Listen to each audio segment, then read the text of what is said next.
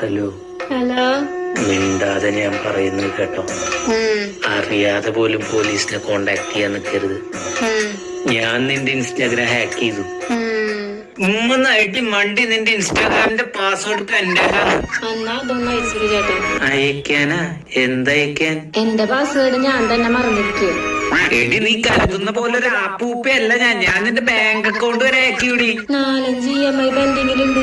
സൂക്ഷിച്ചൊക്കെ hack ചെയ്യണ ചേട്ടാ, അല്ലെങ്കിൽ പിന്നെ ബാങ്കുകാർ നിങ്ങളുടെ പിന്നാലെ വരും. ഞാൻ നിന്റെ ഡ്യൂപ്ലിക്കേറ്റ് പാസ്പോർട്ട് ഉണ്ടാക്കി ഞാൻ നിന്നെ ജയിലിലടയ്ക്കും. അപ്പൊ എനിക്ക് 3 നേരം കഴിക്കാൻ ഭക്ഷണവും ഉറങ്ങാൻ ഒരിടവും സംസാരിക്കാൻ ഒരു കുറ്റവാളി സുഹൃത്തിനെയും കിട്ടുന്നു.